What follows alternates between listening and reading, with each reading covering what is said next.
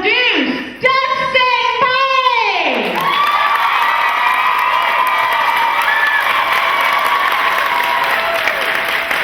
And only because I cannot wait to say it, the Mighty Joe Chin!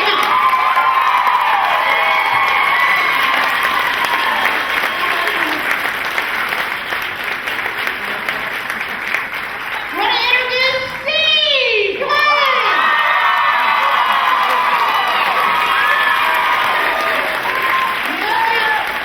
Guys, yell louder. Tell us how much you missed him last year.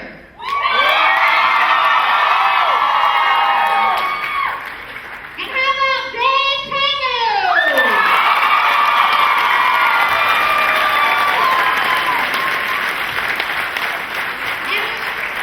And the two last, but of course never least, how about Jason and Grant?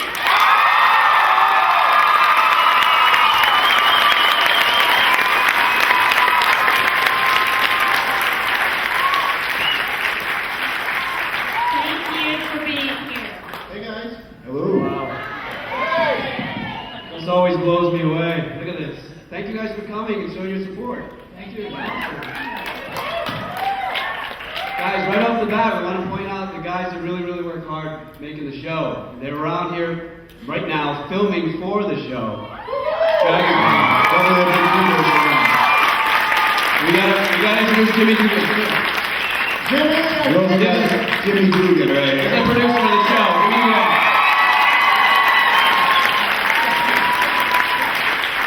Here's Seth, another producer from the show. Seth. And Brian D, our director of photography. And Mike Peebles. Where's Mike Peebles? There he is, sound.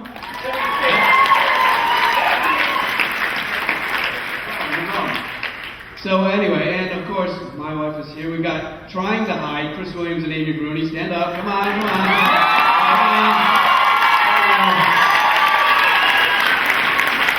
Okay, we just lost all the guys in the room. We're not gonna listen anymore. You guys all enjoying Dragoncon?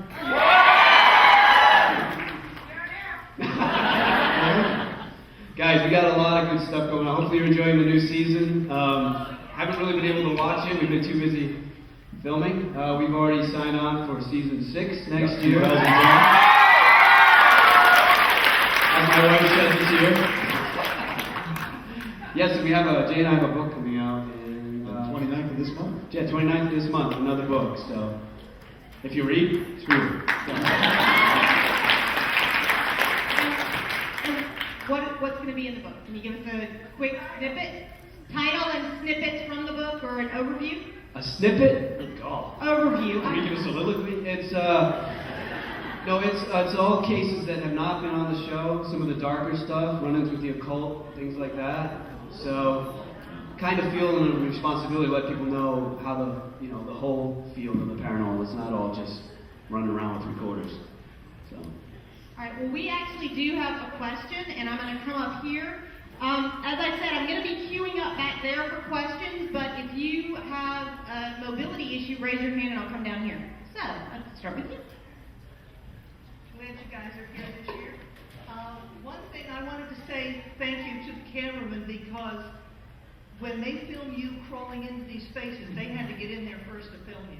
Yes. They're often walking backwards in the dark while we're walking forward. And secondly, I noticed on a lot of your cases, particularly when you're dealing with families, you ask them, if you have problems, we're always here for you. That's Do right. you have a lot of that where you go back and help families? Yes, we do. We have cases that if we don't go back specifically ourselves, we have the TAPS phone group or the TAPS family team in that area go back and keep on assisting, and we're always there for them.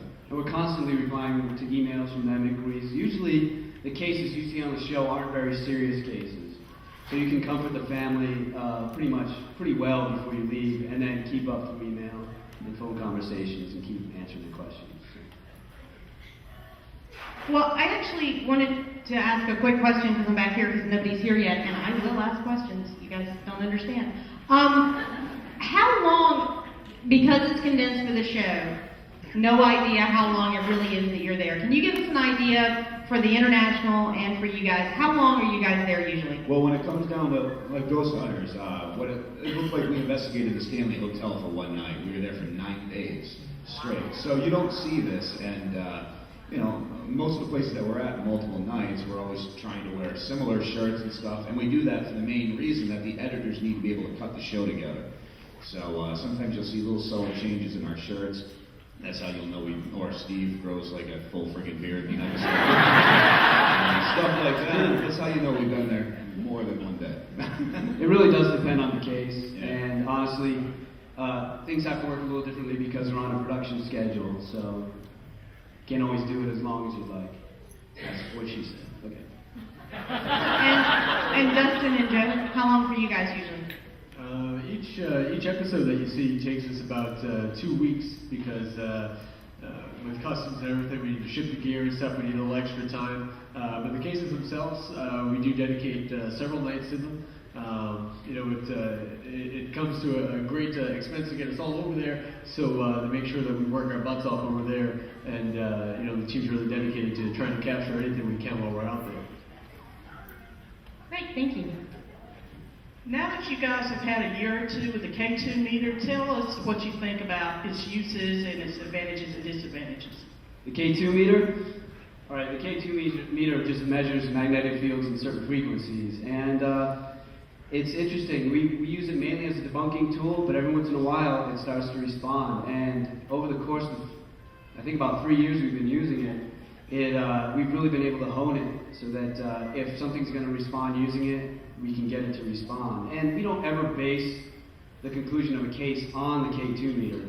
It's just kind of neat to help create a nice EVP session and to kind of point you in the right direction. Come on up. What is the strangest thing that you guys have encountered, paranormal or non-paranormal? At Dragoncon or not?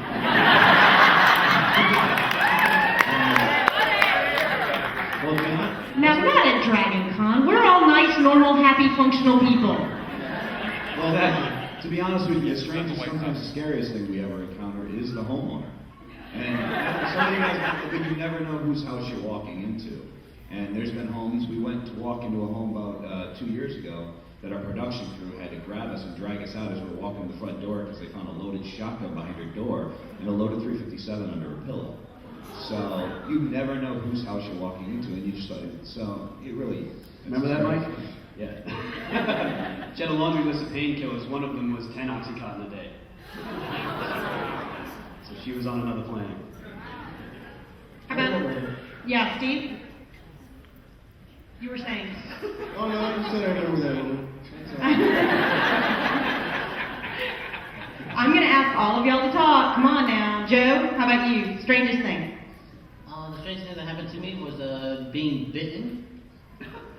By what? Or ghosties. Yeah, we were in a castle in Denmark, and it was just myself and another investigator, and nothing was going on, so we figured we'd go to another part of the castle, and on the way up the stairs, my arm started to sting. So I said to Brandy, my arm stings. She said, well, I'll look at it when we get to the top of the stairs. And when she checked it, I had teeth mark in my arm. 4 teeth mark, then a space, and then one other tooth. So whatever bit me had a missing tooth. I'm starting to think the strangest thing for me is working with Joe Chin.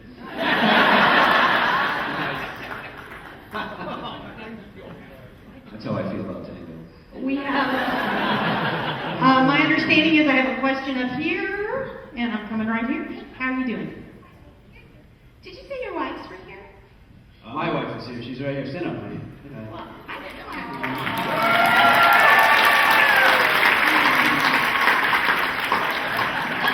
My wife was going to come, but the kids started school, so she couldn't take that time off. Well, I'm a military wife, and I just want to say from somebody whose husband is gone all the time, that I just give props to you guys, because I know that it's got to be hard. So, Welcome. Thank you.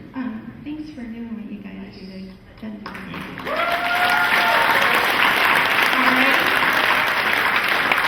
And I've got the next question of the man in a Detroit hat. That's just wrong. Thank your husband for us. Like your first one, say, loaded weapons aside, Have any of you guys ever gone into a place that was just the environment was so strange or creepy or weird that you didn't really want to go in there? Where was that? Oh yeah. Well, And then there's a side bet I have. Tango, what's your hat size? My hat size? Hat Big, size. real big. Medium large. Medium large? Okay, there you go. So, As for the cases, yeah, a lot of the cases we do will never air. Some of them fall under a confidentiality agreement. So we also do cases specifically for certain churches as well, with the home teams and stuff of that nature. So I can't get into too much detail, but we do get sent out to a lot of reports of negative type hauntings, possessions, things of that nature. Once again, usually it's the homeowner. That's why you don't want to be there. Yep. But you got to be there anyway. You got to help people. how about from an international perspective? Has there been some you just didn't want to stay? I wouldn't say places we didn't want to stay, but certainly places like Dracula's Castle, when you have to climb up over 1,000 steps carrying all the gear. And then you get there and you have no evidence after 2 nights of investigating. Probably couldn't do without that. But your abs were and your arms were all happy for all that exercise. Always looking good, Mama. And, next question. Yes. This is freaky already. See, this is the kind of situation where we wouldn't want to be in. You are a scary flag. I just wanted to know what frightens you the most.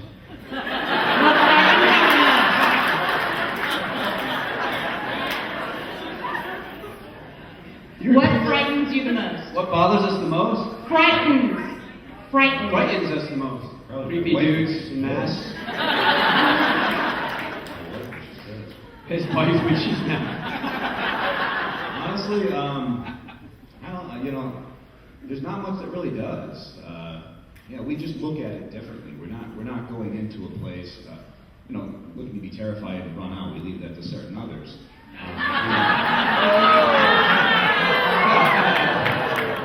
But we're in there trying to find this stuff, so we're not really looking at it as frightening. Yeah, my fears are pretty natural, I don't want to get hurt. I don't want to lose my kids, that type of stuff. I'm not afraid of spiders or anything dumb like that. I'll give you a hug later. All right, now let's go down the line, Dave. Tango, how about you? Your answer. My The list is too fear, long with this guy. my fear is honestly being mugged. I don't want to be in that position whatsoever. It's truthful, being mugged. Oh, mud. Mud. I Okay. said mud. What about carjack? Carjack, same thing. Okay. Steve? I'm not afraid of anything in terms of the paranormal, but I have some fears that I encounter quite often. I don't like insects. I like You need a notebook, Steve. I know. I could keep going for like an hour, but I'll stop there. But I don't like Tango's hotel rooms. They're usually pretty very expressing. Our crew's over here going, yeah, Tango circle. Good times. Joe? How about you? Sometimes when we go overseas, there are poisonous snakes and spiders, abandoned buildings with big holes in the floors, and sometimes the clients themselves. We're really ripping on the clients today, huh? I missed that Just joke. a tiny bit. I think something that's actually become a growing fear of mine, I never had a problem with it before, and I've talked to Steve about it, is the flights. Our overseas flights are crazy. I mean, when Joe and I just flew in, just one of our 3 flights we took today was 14 and a half hours. So it's a lot of time. I spent all Time to day. drive. Yeah, Take a boat. I would like to. But Joe and I have been on a couple of flights together. One time we were just about to take off, and you're on the runway, and you're just about to go, and all of a sudden the guy stops, and you're like, that doesn't usually happen. And then he comes on and tells you, oh, there's water in the cockpit, and everything's shorted out. Yeah. Great. So there's been. See what I'm saying? No, you're right. You're justified. But there's no spiders on the plane, so it's okay. Or snakes, right? No snakes on the No plane. mother effing spiders on this mother effing plane. You guys, I enjoyed the show. I had a question question. I saw an episode just recently where you guys were in a mill and y'all were communicating with a 9-year-old little boy. And I wanted to know, Jason said that the little boy could follow him home because he had 4 other kids. And I want to know if that child did follow you home, and if you've ever had anything follow you guys back from a hunt. With that, no, nothing ever seemed to follow me home. But it's welcome to. I teach my kids not to fear this stuff.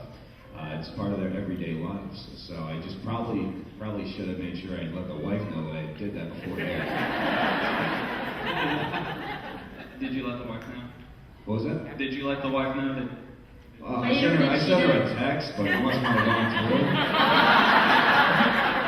Well, I did. You saw me send her a text. It was right on TV. No. But she found out watching the show. So, again, the second part of this was, has anything ever followed you home? Has anything? Not against, other than a homeowner trying to follow you home. It's hard enough to prove that there's something actually there at the house, but then to prove that that same thing is now at your house? No, I don't think that's ever happened. Honestly, I don't think we ever have. It's nice if it would, then I could just do my work from home. Interdimensional commute. Telework would be great. That would be awesome. Teleworking. It's the new. It's the new. You couldn't do that plumbing either, unfortunately. That would be difficult. Okay. Exactly. I just had a quick question. How would you say the world of paranormal research has expanded since you started TAPS and the shows have been on the air? What much has the paranormal world expanded? What influence would you say TAPS and the show has had on paranormal research? I can't comment on that. I can definitely say that over the last 5-6 years, I've seen the paranormal community become much larger than it ever was.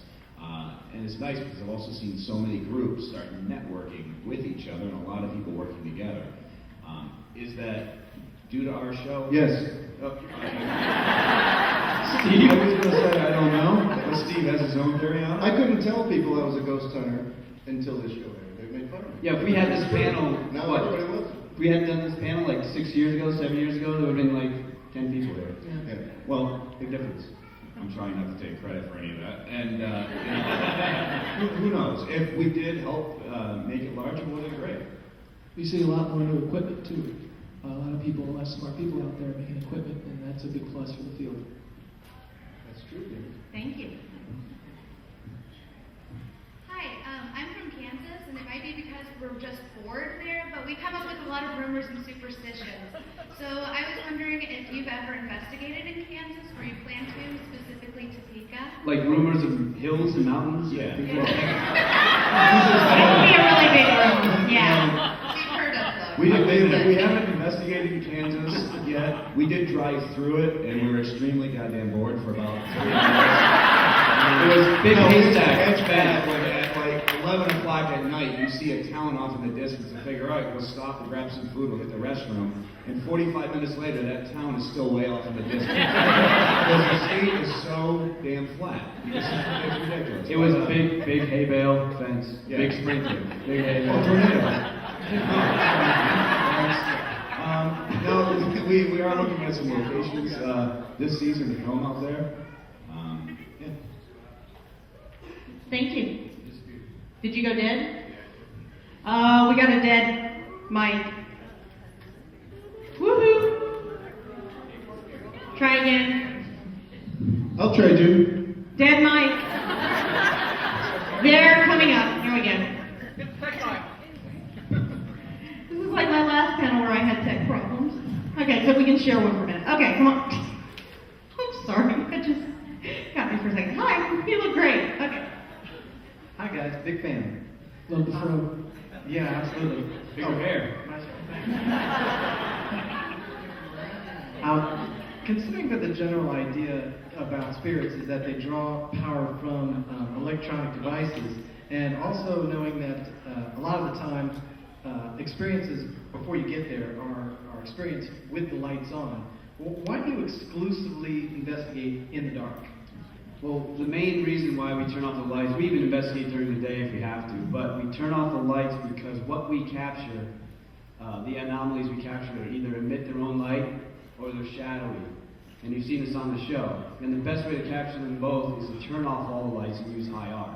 is going to see essentially in the dark. And actually, to be honest with you, you're incorrect. Most reports of paranormal activity are in between the hours of 8 p.m. and 4 a.m. So, of course, that's when we're going to investigate, and that's when most people in their homes have their lights off when they experience this activity. So, there have been numerous cases that we have investigated during the day when the reports are during the day. And, when life is back to normal, that's when we have our free time as well. So, we need to remember that. Okay? We'll try it. Every single time I watch the show, I'm always wondering if you were doing the exact same thing that you're always doing, going to these scary places overseas, just everything's the exact same, you have your equipment, but you don't have the cameraman or the camera crew.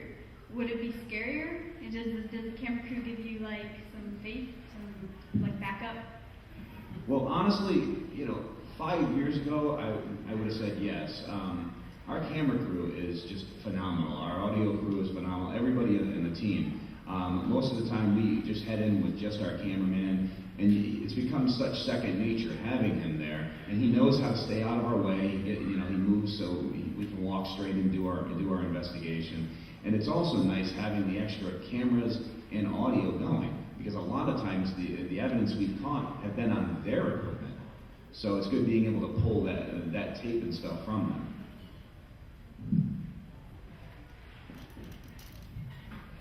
I know that you have investigated a lot of places near bodies of water, and you just did an episode in Covington next to Gaither's Plantation, and by 2018 they want to have a reservoir that's right next to Gaither's Plantation. Do you think that would pick up the activity there?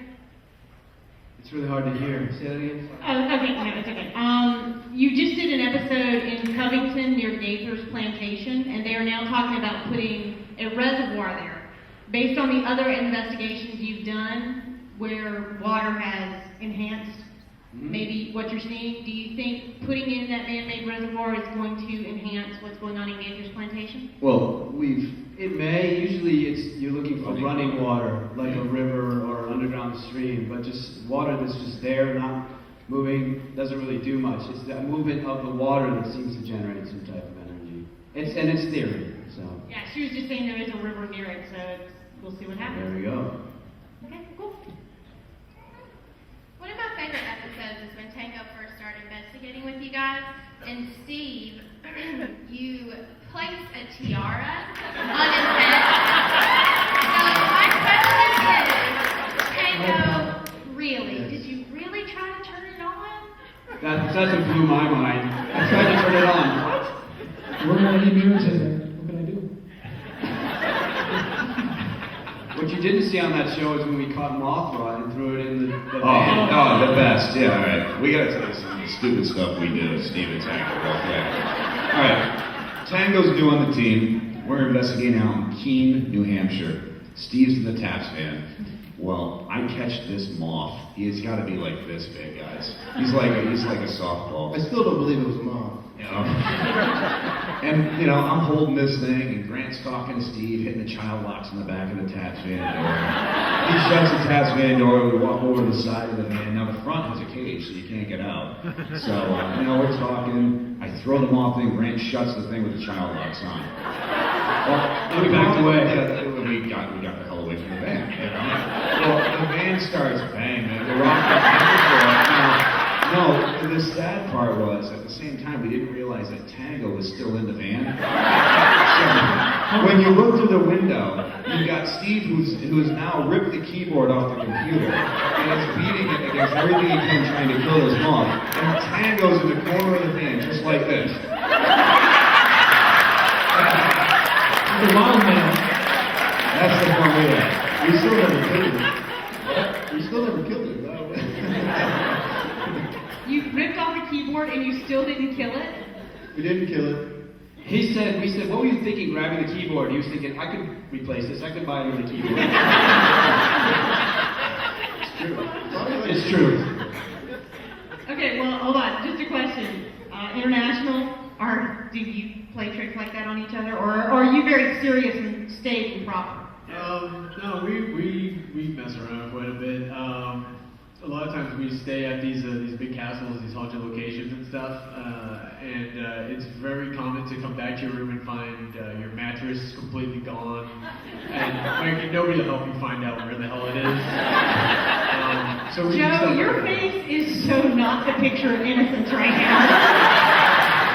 As a mom of a 10-year-old, my 10-year-old does a better innocent face than you. I was trying to portray myself as maybe a victim of this heinous crime. Joe's face is like, awesome, okay.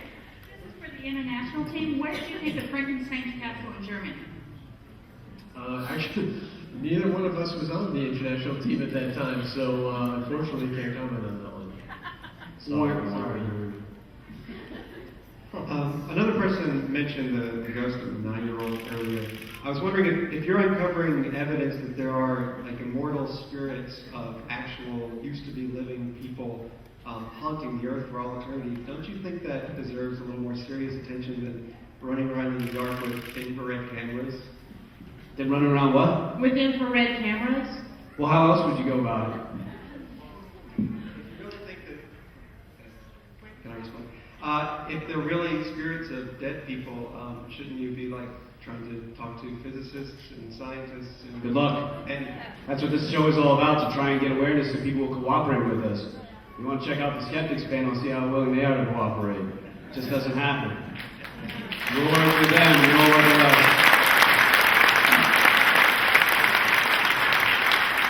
You know, I just like to add there. I mean, there are a couple of cases I've personally been involved in. Latvia is one that comes to mind, where we heard this disembodied voice of this woman who was there, apparently looking for her long lost fiance. I don't know if what things get edited and what doesn't, but it's very common to make an appeal to them and try to almost explain, what our understanding of the scenario is. And try to urge the spirits onward. But unfortunately, since we don't exactly know what it is they need to do, it's very tough to communicate. But I do think that everybody on both teams does take it very seriously, and that we do make that effort, whether it's shown or not on the show. The bane of this field is the fact that you have very little to work with. And that's including support from people, equipment. There's a whole lot of knowledge. I think if you were able to interview everyone on the planet, you would get the answers you need to really get to the bottom of it, but people just aren't willing to share it. Well, and Grant and I for quite a while did a radio show, Beyond Reality Radio, and we had a blast with it. And we brought everybody from, Dr. Steve Novella, incredible guy, very smart gentleman. I believe he's here this weekend, and right up to James Randi. We brought them on the show. And, the one thing that people need to stop doing when it comes to the skeptics and the believers and the investigators, whatever, they need to really stop casting stones. They need to just say, you know what, enough is enough. Let's all meet in the middle and try to figure this out together. But until that happens, we're screwed.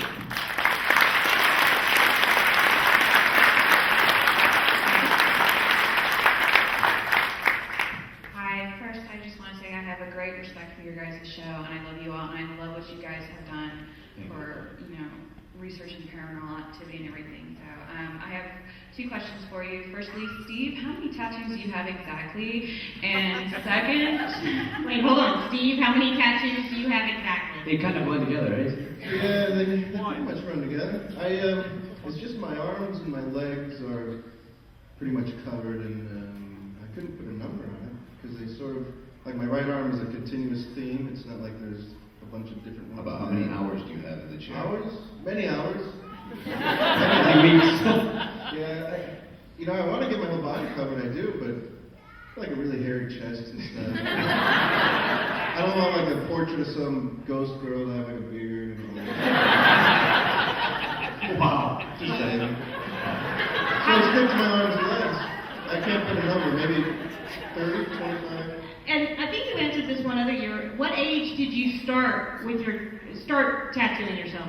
Or getting tattooed, excuse me. 18. Good answer, Steve. Good answer, Steve. All the parents in the audience, thank you. Yes. Okay. and I saw a preview coming up that you guys did an episode with Meatloaf, and I was wondering how was the experience and how was he as a guest investigator? He was like a kid in a candy store. First off, how it all started was I got a phone call one day. Grant and I are in the airport, and I hear, Hus, I want to talk to you. I said, who's this? He goes, oh, it's Meatloaf. I'm like, so we thought he was joking, but we started talking. He wanted to come on the show. He's a huge fan.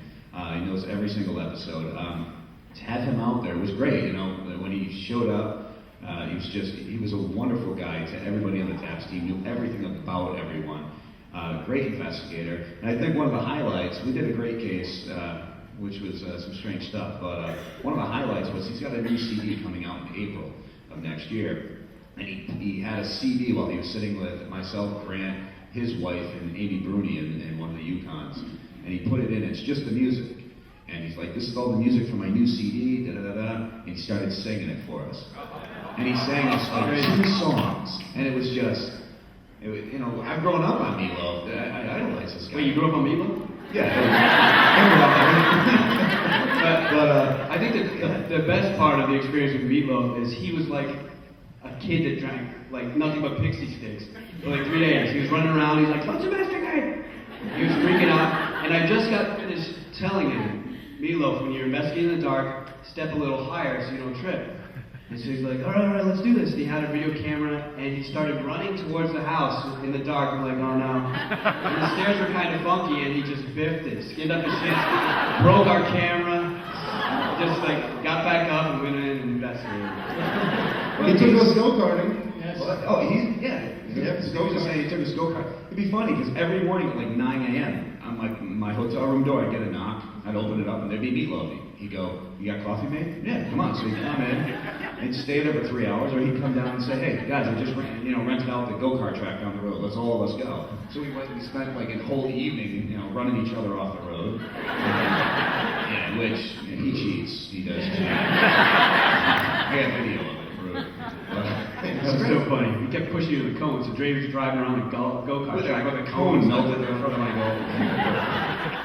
Anyway, sorry. So it was a good experience. One of the first guys I've ever met. Same here. Oh, yeah. Super cool, super nice guy. Buys me CDs, he deserves it. Hi guys, it's great to see you in my living room, bedroom every week. Hey, my wife is right here, man. Anyway, my question is, I know you, some of you, if not all of you, have other professions to make a living. How are your investigations spaced out throughout the year? Do you do them like back to back and back, like 3 months at a time, and then you're home with your families and stuff? You're talking about our like Roto-Rooter careers and so forth? Well, for Grant and I, it's nice because even before the show took off, I had up to 11 guys working for me. And Grant and I would go out, we'd price out big jobs and stuff of that nature, so we could still do that. And while we're on the road, right, Roto-Rooter takes a hiatus, and they understand that, but when we come back, it's the norm. So, go ahead. Does anybody else have a job? Tango was a millionaire playboy, so he didn't have to worry. I'm not a cop anymore. I used to do magic shows a lot, and I don't do them as much anymore, but I still do magic. So if you see me outside somewhere, ask me to do magic, I'll do it for you. For a small fee. For just $1 a day. And Joe, Dustin? I'm currently unemployed, so if anybody's hiring, but I do make a little money on the side doing IT work. I build computers and help people fix their computers. Stereotype.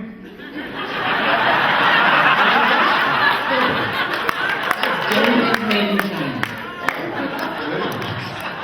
Not all the time. And he dresses up as Mr. Miyagi for parties. I'll answer the question, but I have to share this great Joe Chin story as well. I do work when I'm home, whenever we're home. Our schedule changes quite rapidly. I work as an anesthesia technician for oral and facial cosmetic surgery. I've been with those guys for many years, so they know when I'm in town. If they need a hand, more than happy to lend it to them. With Joe Chin, ladies and gentlemen, there's so much people don't know about Joe Chin. He could have his own show, honestly. He has the alter ego called Jackie Chin, who's English. And you'll be riding in a subway in like Singapore, and all of a sudden Jackie Chin appears and starts talking to the locals. And he does this kind of stuff all the time. He also was doing a very, very naughty rendition of Jingle Bells in the Japan airport. Very reminiscent to that you would see in A Christmas Story. And of course he can get away with it, and it's friggin' hilarious. But yeah, so Joe Shin really makes life a little interesting. Thank you. I think we'd like to hear a little bit from Jackie Chin. Anybody?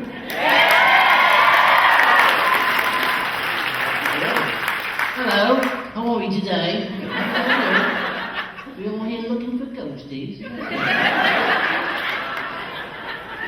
There was also a follow-up. I love how these films go. There was a follow-up on this. When you're filming the episodes, do you do it in a grouping? Do you do 6 weeks on the road and then come home for 4 weeks, or how do you do that? It's pretty much non-stop for the last 3 years, right, honey? Since the beginning of fourth season, it was non-stop. We got lucky. We took about 20 days off in August, which was like the first time we've had that much time off in years. So yeah, we bang it all out. Look at us, we're only 18. It's just not like it'll be rough. Apparently Steve's on the time delay. Did we break Steve? I'm sorry? I was like, did we break him? He's starting to giggle. Wait, did we break you? No, you're okay. All right. Hi guys, your show has inspired many paranormal investigation shows, and I found out that even kids and teenagers are getting interested in doing shows of themselves. And I was wondering, do you guys have any advice for such young paranormal investigators? Any bias for the younger? Any advice for the younger? Yeah, I hate them all. No, the best advice is don't believe everything you read or see. Take everything with a grain of salt. It's not like Hollywood makes it out to be. There's no manual out there, so you gotta pick and choose. And honestly, on the show, it shows us investigate for like 5 minutes, and then we have activity. It's not like that. It's a lot of sitting on your butt and then watching the tape of you sitting on your butt. So it's not an action sport. And I recommend you going in and trying to debunk it, try to figure it out, because if you're able to figure out a lot of the things, but certain things aren't that you're not able to, and they stand on their own, well, that helps just prove that there's more solid paranormal experiences. No breaking and entering. No. Just saying that. A lot of people do it. It gives us a bad rap. Don't do it. And be careful who you work with too. As anybody out here can tell you, you spend a lot of time together, and you got to make sure you're really compatible with the person you're working with, because there's a lot of give and take, and there's a lot of trust involved, and it's like any other relationship, really.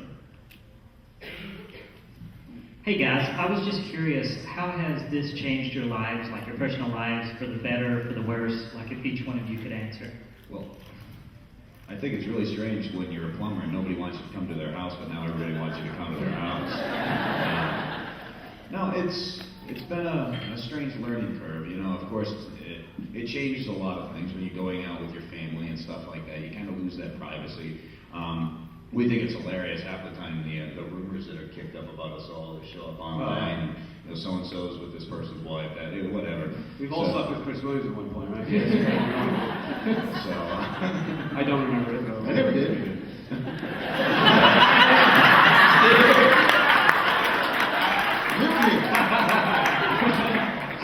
For me, it's weird because I love meeting the people. I love coming to Dragoncon and meet people, but you never have enough time to spend with those people to really just get to know them, and that's rough. But yeah, it's very weird when you're out with your family and the kids are like, why do all these people want to talk to dad? It's a little weird, and it's weird. It's not my cup of tea, but For me, really, it's just crazy. Like, I started with these guys when I was 19, and I didn't really know the real world, I really didn't. And I just pretty much had a crash course in it, going to all these different places, and I learned so much in such a short time. And and these guys are patient with me, and they taught me so much, and it's very awesome. And I'm not gonna lie, I'll be at a shop, right, and some guy comes up to me, hey, Tango, how's it going, man? I'm like, hey, you? Hey, I know you. And I don't know the guy, but but it's in my hometown, and this happens often. Yeah. And I'm like, shake his hand, I'm talking for 20 minutes, and who's this guy? And I feel like a jerk, I'm rude. Oh, by the way, you don't know me. Oh, thanks, man. But stuff like that happens. It is very awkward, not awkward, it's just an embarrassing sort of, I'm a reserved person, so it's weird when people come up to you, and, except for things like this, but when you're in public and stuff, that's always strange. People come up to you and want to talk to you and stuff, and you're like, I'm just some schmuck who sits at home and plays video games. Like, what do you want with me, you know? But I think it's humbling, to be honest with you. Like, I'm here with, you know, William Shatner and stuff, so I didn't get that. It's a good way to put it. You're chilling with Patrick Stewart. Explained very well. Sorry. No, I'm not kidding. You said it right. Jen? And for me, I come from a totally different background. My family owned a restaurant, so I was always in the restaurant business. And things used to happen in our house. I never knew people looked for paranormal activity at all until I met Jay and Grant. You never saw Ghostbusters? I saw Ghostbusters, but so it has been very, very different for me. I've never traveled ever, but now I get to go to some amazing places and meet some great people and check out some really cool spots. So for me, it has changed dramatically. I'm not used to the popularity yet, but I'm getting there. It's a little strange when people come up to you and Everybody knows. We warned you about that, Joe. It was funny. Last year at the Halloween party at my house, I pulled Joe aside and I said, Joe, have you ever traveled? He goes, no, not really. I said, are you up for it? Why? I'm thinking about putting you on GHI. And the poor kid's never left the road since. We don't want to give him back. He's a good guy, we're not giving him back. It's been awesome. It's been great working with the original team. Ghost Hunters, great bunch of guys. They're like my, brothers. And now with International, I've got another family, close group of people. Which family do you like better, Jim? Why would you say that? Dustin, that's rude. Well, It's all you're gonna put him on the fantastic. spot. You know? Do you have I like something to say everybody. about it? Yeah, Joe's a good guy. Everybody loves Joe Chin. I tell him that all the time. He doesn't believe it. And then, like today, he's sitting there. He's all nervous. No one's gonna come up and say hi to him and everything. I'm like, Joe, everyone loves you. And they come over and say hi, and he gets all excited. And he big smiles on a Joe. It's excellent. See? Thank you.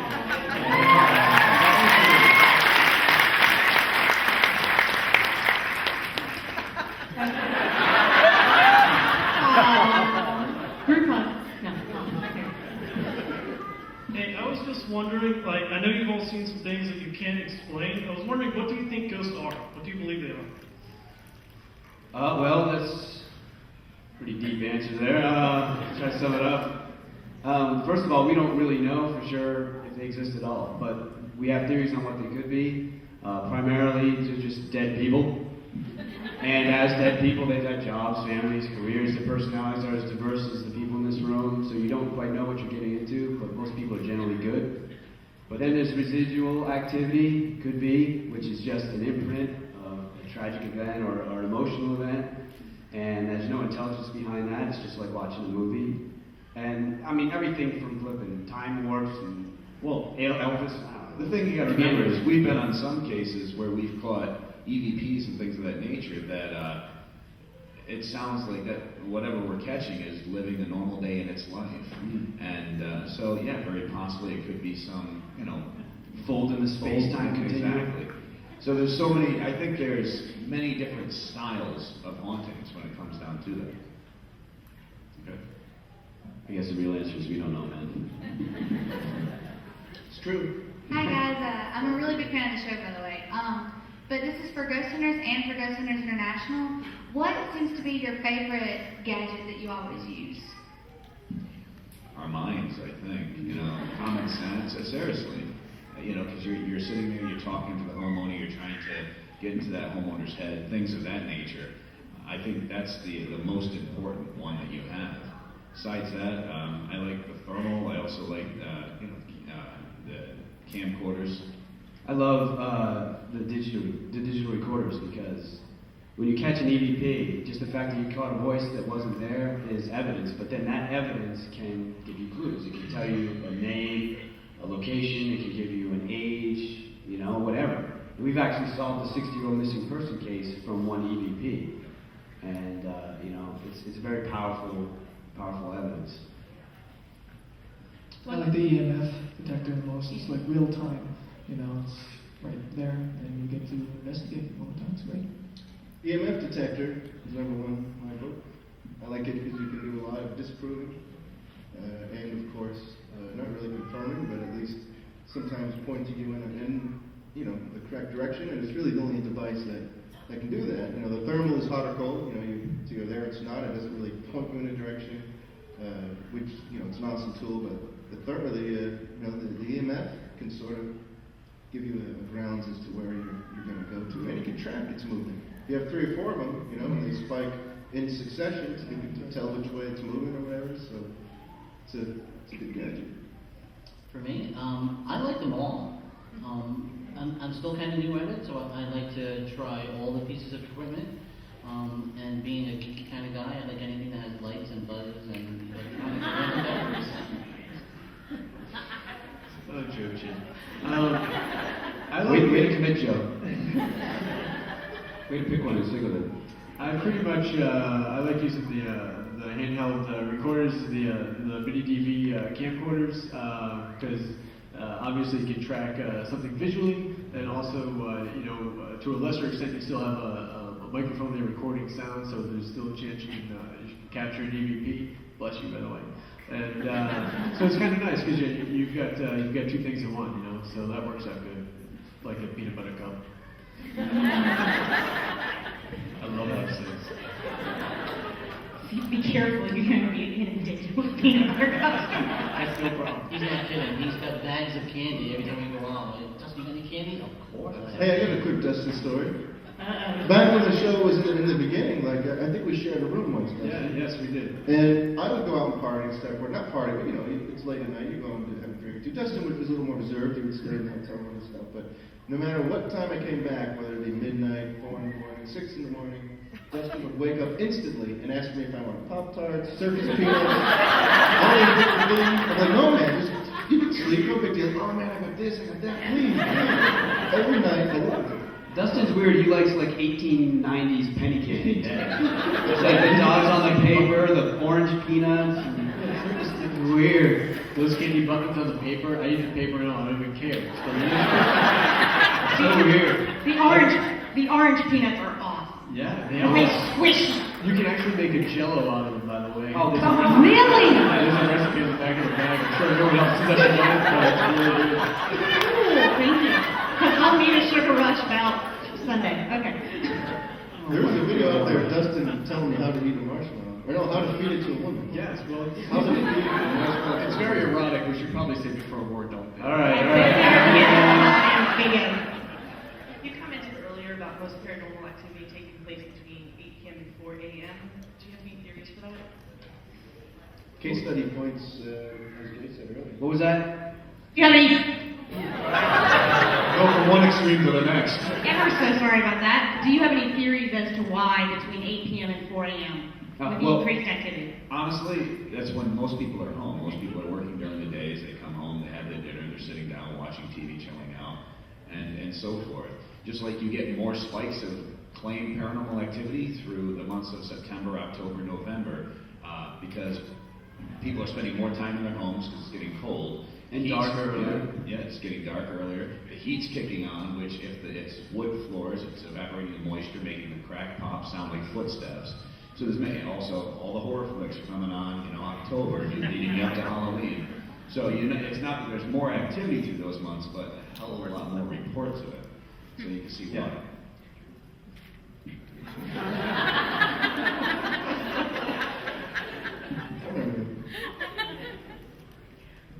Down here. Hey. Oh, okay. Yeah, sorry I moved.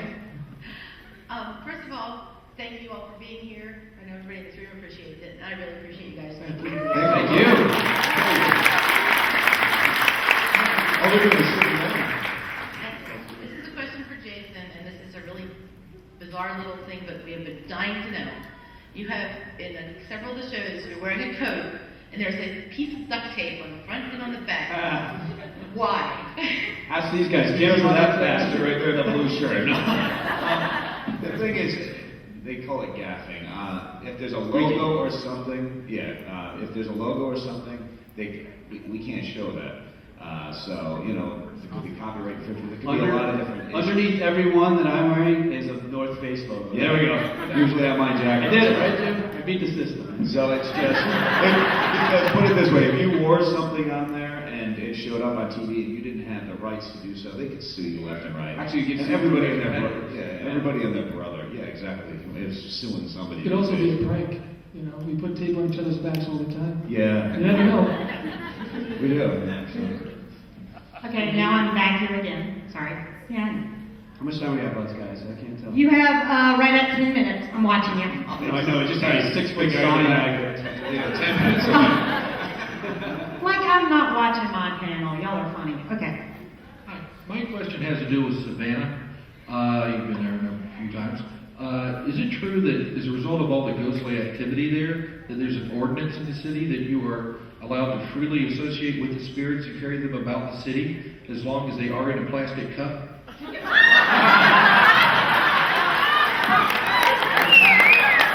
And as long as you can continue to contain them as you walk over those cobblestones. What's that? And as long as you can continue to contain them as you walk over the, he's saying battlestones, those ballast stones. That's what we do. Whenever we caught a ghost, we just put our hand over the cup. Look at that guy. He's awesome looking. Here we go. Looks like a popsicle.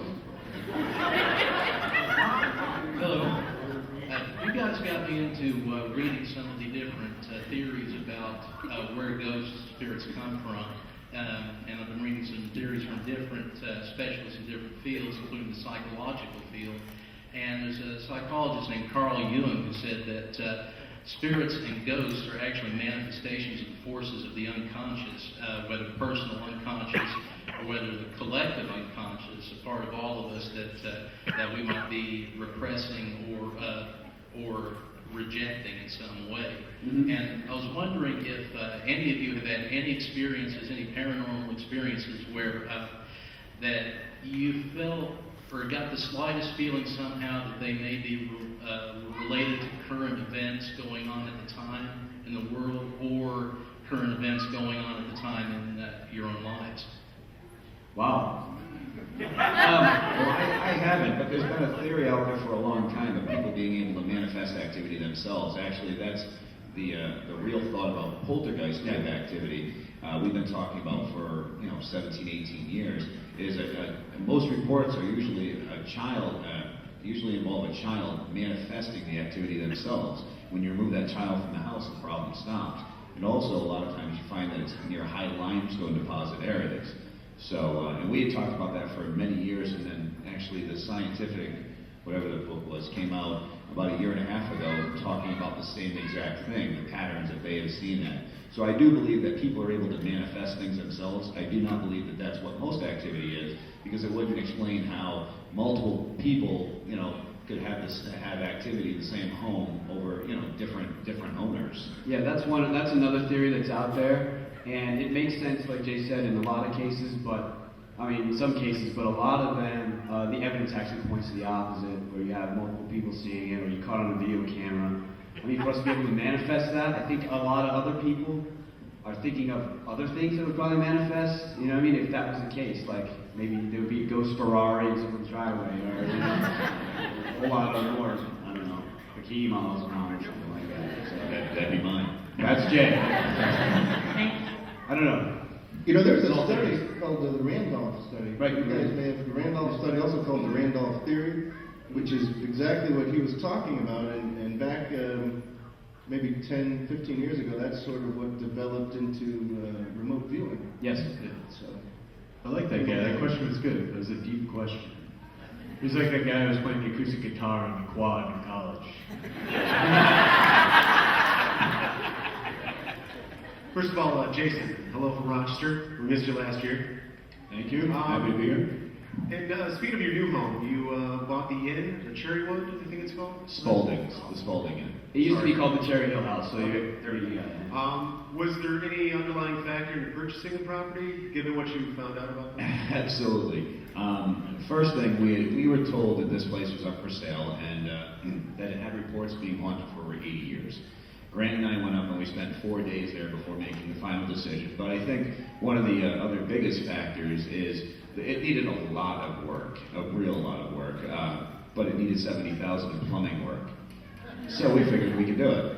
So we did, honestly. So we bought this place, and Grant, myself, his wife Rhiannon, my wife Chris, friends of ours, were up there every weekend, and Grant and I were cutting out all the plumbing, replacing pipes, doing all that stuff. And yeah, the place is just incredible. It's up in the White Mountains of New Hampshire, and there's been a lot of activity. We had some of the past owners come on the show and talk about it. It really is a testament to what two couples can do to a place over just a short amount of time. Our wives busted their butts and decorated the heck out of the place. It looks great. So the best was Grant and I would cut out this big long pipe, we'd drop it, replace it, tell the wives, all right, we're running off snowmobiling for 4 hours. Then we come back, we cut another pipe, do the same thing. They come back and Rhiannon's riders. Thanks. Okay, I love the Halloween specials you do. Have you decided where you're going this year? Yes. Are you? I'm going to be at Are home you with my able to? kids. Yeah. We're not doing one this year. I gotta be, yeah. Guys, you know what? My twins are 5 years old now, 5 years old, and I have not spent one Halloween with them. You know, every year I love doing the Halloween show, but I love my family a whole lot more, and I'm going to spend my first Halloween with my kids.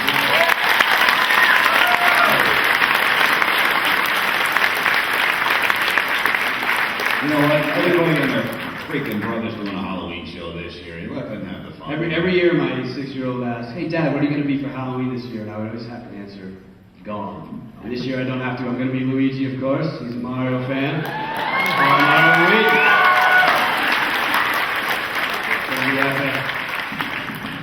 Well, we are at time almost, and I always like to ask one final question, and they get a little nervous. But everybody, all of y'all play video games, am I correct? Yes. Yes. Everybody does the video games? Yeah, Right. 60%.